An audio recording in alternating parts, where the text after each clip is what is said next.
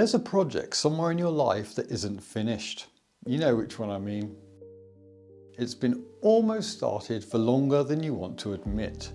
And it's unfinished, not because you ran out of talent or time or even desire. It's not finished because somewhere along the way, you confused having a big creative vision with needing a big creative moment to work on it.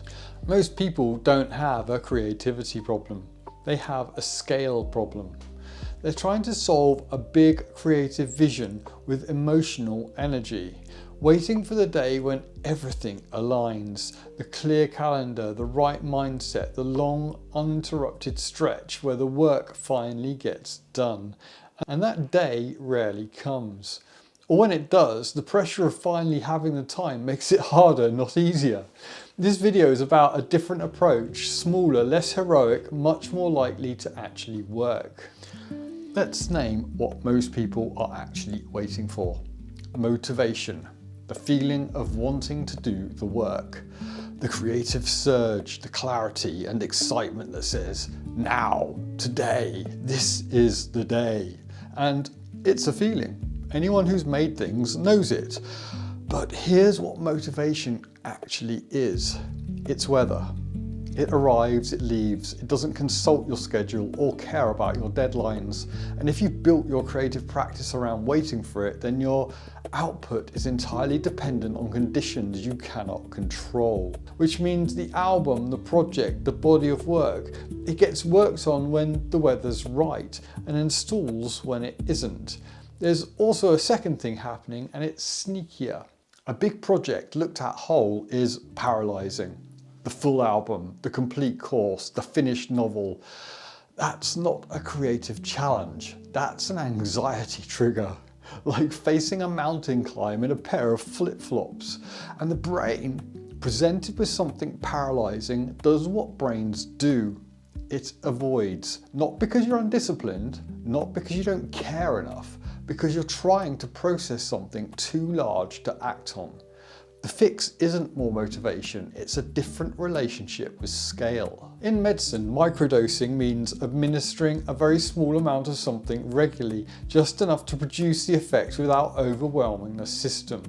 The same principle applies here, but I didn't learn it from medicine. I learned it from 3 days a year with a group of university students in a shared drum kit.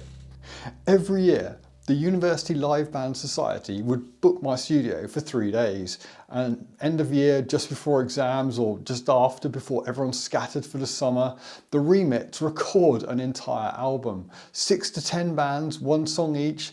They shared my studio drum kit, just swapping out the snare and cymbals between bands so the mics could stay set up. The bass went direct, the guitars went direct, the singer in the vocal booth. 2, maybe 3 takes to get as close as perfect a performance we could.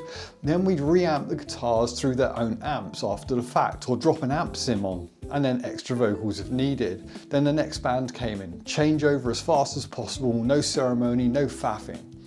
These weren't similar bands either, punk, metal, acoustic, folk, whatever that year's intake happened to be making. And at the end of 3 days, sometimes with half a day to spare, sometimes a little overrun, each band would come back in, they'd be socialising in the garden anyway, and we'd mix their song, half an hour to an hour each. Then a week later, 1 or 2 members might come back in on fresh ears for a final tweak. And every single one of them left with a finished song. Small dose, regular, enough to keep the project alive. Not because the conditions were perfect, because we only did what was essential. There was no time for anything else, which meant there was no temptation to waste time. That's the thing about constraints. They don't just limit you, they clarify you. When you only have 2 takes and an hour to mix, you stop auditioning reverbs, you stop comparing amp sims, you do the thing that actually needs doing, and you move on. And the songs got finished every year without exception. That's microdosing, not a heroic session, not a full creative sprint.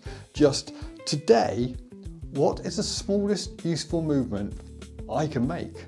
A rough lyric, a voice note before it disappears, 15 minutes on one guitar part, a title for something you haven't written yet, a single section of a mix, not impressive, not Instagrammable, but alive. because projects don't die from neglect all at once. They die from a series of small decisions to do nothing today, and they get finished the same way. A small series of decisions to do something, anything, even something tiny. Fantasy progress is planning the album in your head while doing the dishes. Physical progress is recording one part you're not sure about yet, knowing you cannot edit a blank page. Both feel like working on it, only one of them actually is.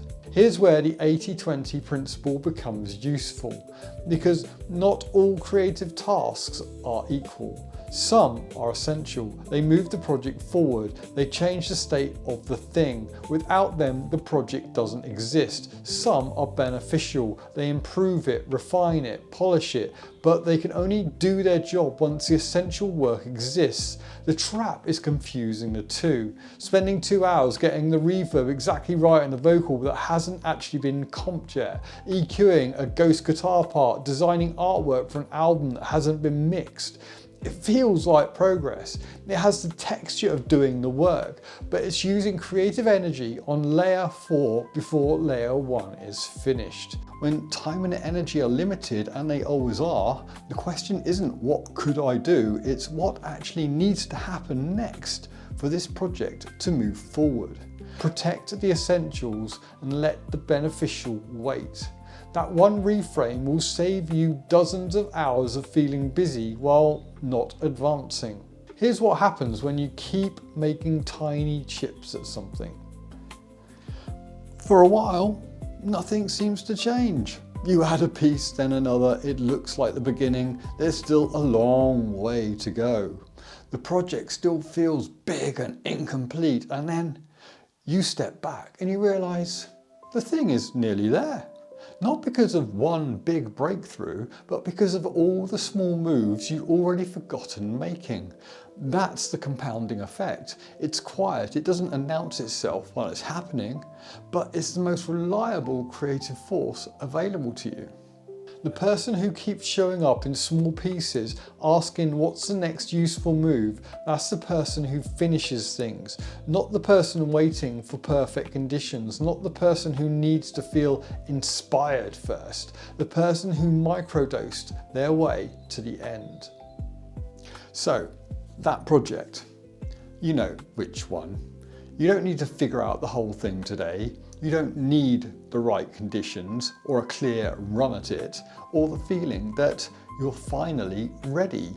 You just need the next tiny move, one thing small enough to actually do today, because the person who keeps making tiny chips will eventually become the person who finishes it. If you want a simple framework for doing exactly this, protecting the essential moves and letting the rest wait, the 5-minute music ritual guide is a good starting point. It's short, it's practical, and it's free, and the link is in the description.